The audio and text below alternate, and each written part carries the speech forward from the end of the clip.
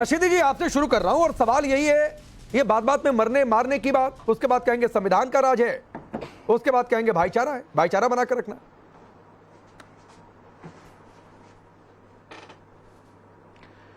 पांडे जी, आपको पता है कि पिछले 10 सालों में करीब 700-800 मुसलमानों की मॉब लिंचिंग हो गई। क्या आपके पास कोई इसका डाटा है कि जिन लोगों ने मॉब लिंचिंग की है उनके खिलाफ क्या कार्रवाई हुई? क्या कभी देश के प्रधानमंत्री ने इन मॉब लिंचिंग होने वाले मुसलमानों के खिलाफ 2 लफ्ज बोले हैं? क्या कभी देश के प्रधानमंत्री ने इस तरह की कोई बात कही है कि ये जो मॉब लिंचिंग हो रही है गलत है? क्या कहेंगे आप ऐसे हालात में? मुसलमान अगर इसके लिए बोलता है तो आप उसको आतंकवादी बता देते हैं, देशद्रोही बता देते हैं।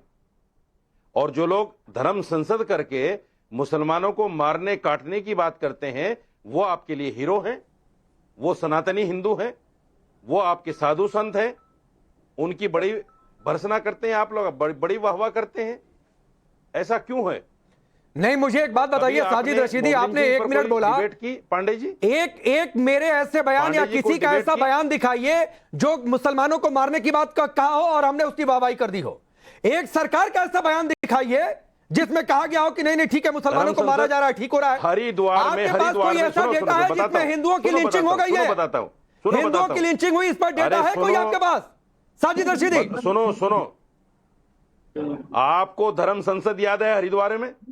हरिद्वार अरे किसी धर्म संसद में किसी ने कुछ गलत कह दिया तो उसका सपोर्ट थोड़ा नहीं कर रहा है। बात हुई थी, नहीं तो ठीक है, उसका सपोर्ट किया गया क्या साजिद रशीदी? आपको याद है? आपको याद है कहा गया था मुल्ले काटे जाएंगे, मुझे सब याद है साजिद रशीदी, लेकिन आपकी मेमोरी थोड़ी सी कमजोर हो जाती है। आप सिर्फ अपने फायदे की बात समझते हैं और सुनते हैं और वही कहना चाहते हैं।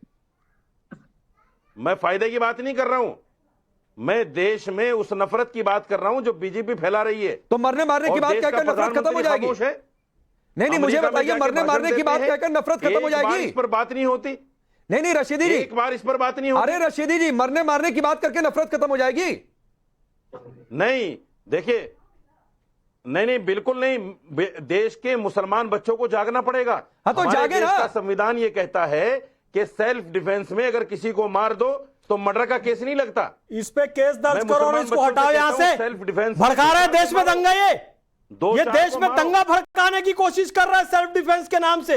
यही आतंकवाद फैलाने का तरीका है इनका, सेल्फ डिफेंस के नाम से। इसका माइक ऑफ करो और मैं कहता हूं अभी इसे भगाया जाए। देश में दंगा फैलेगा, इस बड़े न्यूज चैनल के माध्यम से गंदगी नहीं फैलनी चाहिए। ये बहुत प्रतिष्ठित न्यूज चैनल है, गरिमावान न्यूज चैनल है, और ये यहाँ पर मुसलमान लड़के लड़कियों को भड़का रहा है कि बाहर निकलो, सेल्फ डिफेंस के नाम पर आओ, दंगे करो। साजिद रशीदी, फैज खान है, आप ही की कौन से हैं? ये वीरेंद्र हिंदू कौन है जो मुसलमान बन के बैठा हुआ है? अरे हिंदुओं से इतनी क्यों शर्म आती है? तुझे मैंने बुलाया था, आना हवेली के पीछे अपना आधार कार्ड दिखाऊंगा, अभी तक नहीं आया। मेरा वीरेंद्र है, वीरेंद्र सहवाग नाम है, और ट्रिपल सेंचुरी मारूंगा छक्के ही छक्के, समझ गए? वीरेंद्र नाम है, बोल रहे ना, वीरेंद्र सहवाग नाम है मेरा पूरा। ट्रिपल सेंचुरी जानता है क्या? भड़का रहा है ये भैया साकिब। कोई किसी को भगाने की बात नहीं करेगा। नहीं फैज खान आप भी नहीं करेंगे और साजिद रशीदी भी नहीं करेंगे, दोनों लोग नहीं करेंगे सर। इसका चेक करो, इसका सारा। रुकिए। जब बाबा कहते हैं मुसलमानों की दुकान पर नाम लिखा जाना चाहिए तो ये हिंदू बन के क्यों? नहीं साजिद रशीदी भड़काइए नहीं, सिर्फ मुसलमानों की दुकान पर नाम नहीं लिखा जाएगा। बाबा तो कहते हैं हिंदू है वो भी अपना नाम लिखेगा, सिख है वो भी नाम लिखेगा, ईसाई है वो भी अपना नाम लिखेगा। इसी तरीके से कोई मुसलमान दुकान खोलकर बैठा है तो वो भी अपना नाम लिखेगा। तो ये मत कहिए कि ये सिर्फ मुसलमानों के लिए फैसला है। तो ये एक तरफा एजेंडा, प्रोपेगेंडा, भड़काऊ बातें मेरे सामने मत किया करिए। अब रुक जाइए, गुरु प्रकाश पासवान जी, आप देखिए इस देश में, रुकिए साजिद रशीदी प्लीज समझिए। आज से मैंने डिबेट की शुरुआत की, आपने अपनी बातें रखी और आपने तौकीर रजा की आलोचना नहीं की कि हर बात में मरने मारने की बात करने लगते हैं। गुरु प्रकाश पासवान इस देश में एक नेक्सस काम कर रहा है और नेक्सस ये है कि मुसलमानों को भड़का दो, मरने मारने की बात करो। आप साजिद रशीदी को आपने यहां पर सुना, तौकीर रजा को उससे पहले सुना, कांग्रेस के विधायक मामन खान क्या कह रहे हैं हरियाणा में वो भी आपने सुना।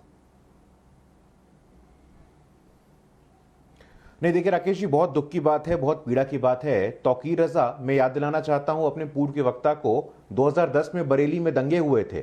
10 दिनों तक बरेली पूरा शहर बंद था, बहुत हिंसा हुई थी, बहुत अन्याय हुआ था, बहुत अत्याचार हुआ था। कोर्ट ने क्या कहा था तौकीर के बारे में? कोर्ट ने क्या कहा था, मैं पूछना चाहते हैं? कोर्ट ने कहा था बरेली हिंसा का मास्टरमाइंड कोई है तो तौकीर रजा है। कोर्ट ने नॉन अवेलेबल वारंट जारी किया था तौकीर रजा के खिलाफ में, लेकिन उसके विरोध में एक शब्द कोई नहीं बोलेगा। आपको पता है राकेश जी समस्या क्या है? समस्या यह है जब जेंडर जस्टिस की बात होती है, समस्या यह है जब पसमंदा की बात होती है, समस्या यह है जब यहां पे सबके लिए समानता की बात होती है। इनको यूसीसी से दिक्कत है। एक तरफ तो कहते हैं जय भीम जय मीम, बाबा साहब ने कहा था यूसीसी लाओ, आप यूसीसी के विरोध में हैं। एक तरफ कहते हैं जय भीम जय मीम, सीएए के विरोध में हैं आप। सीएए का सबसे बड़ा जो लाभार्थी है वो हमारा दलित समाज का वर्ग है। जो दलित समाज के लोग पाकिस्तान में बांग्लादेश में रह गए हैं, उनकी नागरिकता को यहां देने के लिए सीए का कानून बनाया गया, आप उसके विरोध में हैं। नारी के लिए अरे ट्रिपल तलाक राम हटाया गया, मंदिर में आप उसके दलित विरोध में बेटी हैं। को धारा 370 को हटाया गया, आप 11 उसके विरोध में हैं। आप हर प्रकार, आप जरा सुन लीजिए, मैं आपके बीच में नहीं बोल रहा था, उस पर नहीं बोलोगे। नहीं, एक minute Guru Prakash ji please, गुरु प्रकाश जी आधा मिनट दीजिए, मैं आ रहा हूं। गुरु प्रकाश जी आधा मिनट दीजिए। साजिद रशीदी मेरे सामने सुनिए सर प्लीज। साजिद रशीदी मेरे सामने एक तो आधा अधूरा ज्ञान और व्हाट्सएप पढ़कर मत आया करिए, मैं पहले आपको बता रहा हूं। और दूसरी बात है किसी धर्म के किसी प्रतिष्ठान या फिर मंदिर के खिलाफ आप बोला मत करिए, ना तो पूरी जानकारी आपके पास है। अरे सुनिए साजिद रशीदी सुनिए, पहले मैं आपका फैक्ट दुरुस्त करता हूं, और यह बात कल भी हुई थी, इससे पहले भी हुई थी, और जिस कांग्रेस नेता के कहने पर आप ये बात कह रहे हैं उदित राज माफी मांग चुके हैं। तो अयोध्या में राम मंदिर परिसर में दुष्कर्म नहीं हुआ, पहला फैक्ट। मंदिर से 40 किलोमीटर दूर अयोध्या में गेस्ट हाउस में दुष्कर्म हुआ है। और सुनिए, राम मंदिर परिसर में बात करती थी, आपने परिसर की बात की है साजिद रशीदी, काम करती थी वो लड़की। साजिद रशीदी आपने परिसर की बात की है, मंदिर परिसर में वो लड़की काम करती थी। हाँ तो ठीक है, काम करती थी वो लड़की, तो क्या हो गया? दलित थी वो लड़की। हाँ बिल्कुल दलित थी, नहीं होना चाहिए था, सख्त कार्रवाई होगी, गिरफ्त में है सारे आरोपी, तो मंदिर से मत जोड़िए। सनातनी साजिद रशीदी सुनिए, अरे सुनिए साजिद रशीदी सुनिए, अगर आपने जितनी आसानी से, सुनिए साजिद रशीदी, अरे साजिद रशीदी सुनिए, आपने जितनी आसानी से एक मंदिर को दुष्कर्म से जोड़ दिया, अभी कोई मस्जिद से जोड़ दे सर तन से जुदा के नारे लगने लगेंगे। तो प्लीज इस तरीके से मत किया करिए, मंदिर हो या मस्जिद हो उसे किसी अपराध से जोड़िए मत, मैं आपको नसीहत दे रहा हूं। चलिए अब सनातनी नहीं बिल्कुल आप जोड़ रहे हैं, चलिए गुरु प्रकाश की बात पूरी होने दीजिए, रुक जाइए, अभी शांत रहिए रशीदी प्लीज। गुरु प्रकाश जी। राकेश जी देखिए, राकेश जी आप बहुत सम्मानित एंकर है, इस न्यूज के शो को पूरा देश देखता है, ये अनावश्यक किसी को भी बोलने नहीं देते हैं, ऐसा नहीं होता है। मैं आंकड़ों पे बात कर रहा हूं, मैं तथ्यों पे बात कर रहा हूं। आपका विरोध यूसीसी से नीतिगत है, यूसीसी के समर्थक बाबा साहब अंबेडकर। आपका विरोध सीए से नीतिगत है, सीए के समर्थक बाबा साहब अंबेडकर। आपका विरोध ट्रिपल तलाक से है, आपका विरोध 370 से है। तो आप अपने तथ्यों को तो सामने रखिए।